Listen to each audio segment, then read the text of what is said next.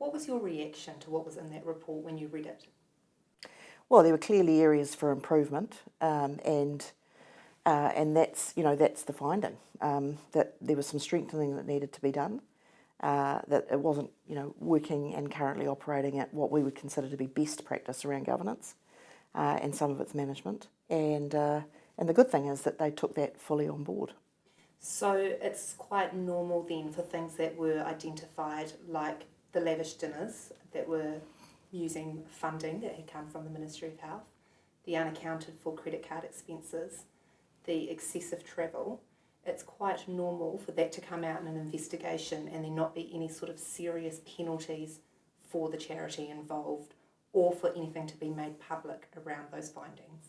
In any given year, we undertake a small number of investigations, or start a small number of investigations. And as you'll see from this particular report, we made some pretty sort of significant findings. We made those working alongside the Hepatitis Foundation in terms of how it was operating. At all times, the Hepatitis Foundation was fully involved.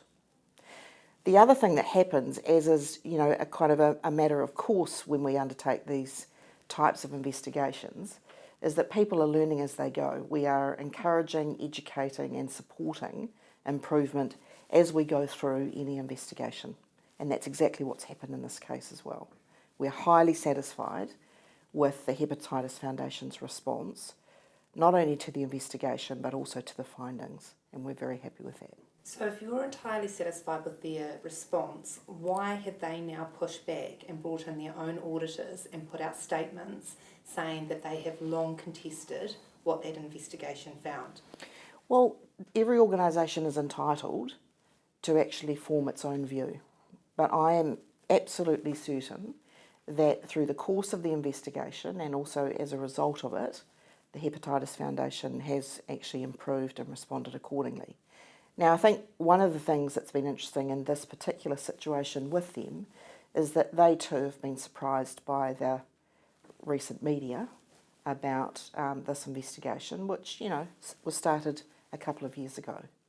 Now, they're absolutely entitled, if they want to take another look at some of the findings or do their own sort of forensic analysis about some stuff, which is about their own accounts, we'll support them to do that, and they're absolutely entitled to do that. So do you think that sufferers of hepatitis have been let down by this process in that there was a 2-year investigation, there was a report, it wasn't made public, and then it's only through the complainant getting hold of that report through an Official Information Act request that those sufferers of hepatitis who would expect that Ministry of Health funding would be going to them, not on lavish dinners and not on business class flights, didn't know anything about this? You mean they didn't know anything about the investigation? No, and then the report wasn't published either. Is that the question you're asking? Yeah, they've been left in the dark, haven't they? Well, look, I think for people who are suffering those diseases, firstly, I really feel for them. Whether or not the Ministry of Health is actually satisfied with how, grants and funding for treatment or services is being spent, that's really for the Ministry of Health to determine.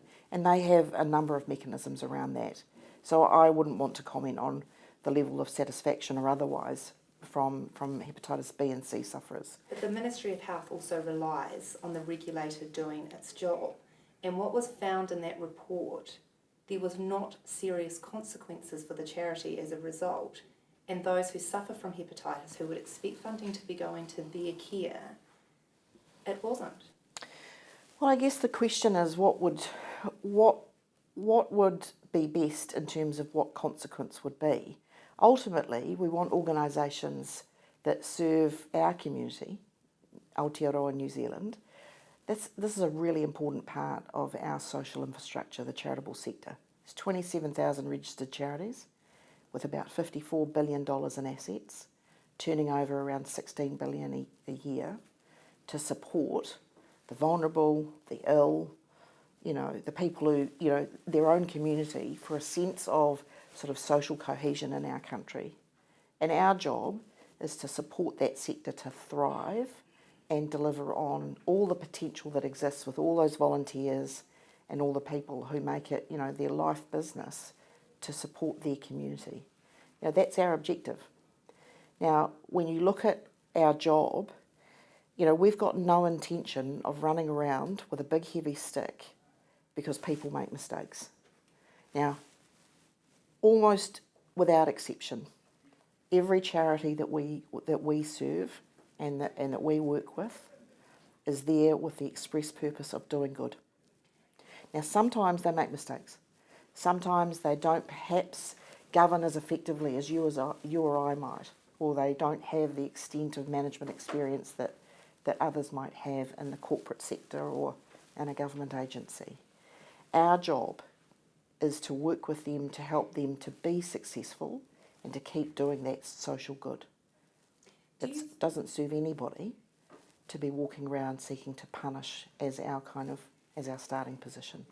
I guess the flip side of that is that a charity could look at this and see that report, which is quite a damning report when you read it, and think, well, I can go and travel around the world on business class flights and extend my stays here and there, and I'll get slapped over the hand with a wet bus ticket. The key thing about these investigations is actually that our staff are sitting there working alongside, helping the organisation to understand shortcomings or where it can make improvements, and then supporting them to do so. Now, we work really closely with the entire sector, and we use investigations and everything else as part of our core education in the sector, not only around how they deliver on their purpose, but also how they manage, how they govern, how they seek funding, all of those sorts of things. Now, I personally believe, as the person who's accountable for this, I personally believe that we strike that balance really effectively. Fundamentally, do you think what the Hepatitis Foundation was using Ministry of Health funding for was right and proper?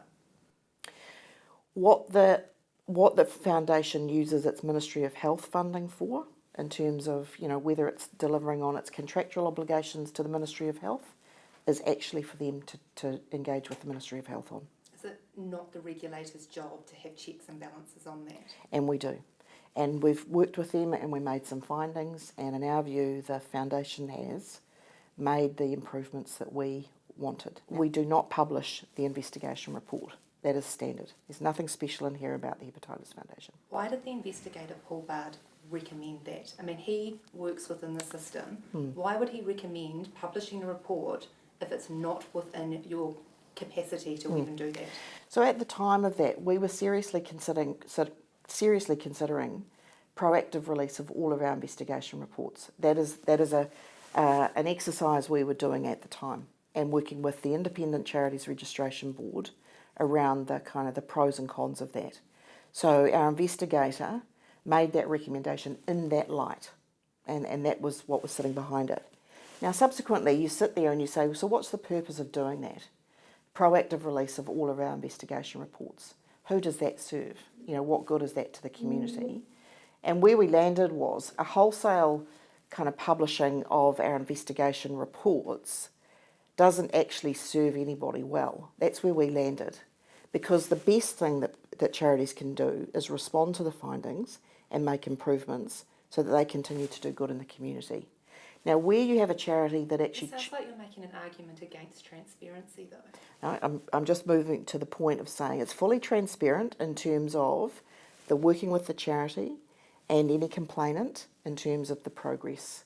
Now, if a charity chooses not to address the shortcomings, not to learn lessons, not to make improvements, which is very, very rare, then we move into another stage, which the Charities Registration Board can then make its own decision about publishing our findings. It seems strange that only if a charity is in the process of being deregistered that you would air its dirty laundry. I mean, if a charity, which is meant to be doing good for people, quite often people who are suffering, and is receiving taxpayers' money and aren't up to scratch, why does the public not deserve to know about that? Well, the public actually deserves the Hepatitis Foundation, and more importantly, people with hepatitis B and hepatitis C, they deserve to have that foundation operating in the most effective way that it possibly can. That's the first priority. And I reckon And I don't know if you do, but I don't have family or whānau who suffer from hepatitis B or C. But if I did, that would be my priority. So that's the first priority. Do you think on that point that transparency and the fear of the public knowing what you are using money for if it's being used wrongly is a good way to ensure that charities actually spend money the way that they should, having the fear of it being made public if they do it wrong? Well, it's not fair because every charity has to report publicly annually anyway. Every one of the 27,000 registered charities reports publicly. All of that information is freely available through our website, and there's an annual reporting process. It's established in law, and every charity has to comply with that. That's quite different to a report that has quite damning reports in it and findings in terms of a 2-year investigation though. But you know, I guess I come back to the point of saying, what do we achieve as a society if when people make mistakes or organisations make mistakes, we beat them up? This is an organisation that's actually, you know, on balance, done a huge amount of good for the sufferers of hepatitis B and C and their whānau. That's fact. There's no debate about that. Now, it made some mistakes around the margins, and that's really disappointing. There's no doubt about that. It's really disappointing. But it's also done the right thing in terms of responding to a thorough investigation. It's worked with us around that. It's responded to that investigation in the best way possible by making improvements so it can actually carry on and do the good work that it's doing. Now, isn't that really what we should want to happen? Well, I mean, it depends whether transparency in your mind is defined as beating someone up. That's not, I think they're separate issues.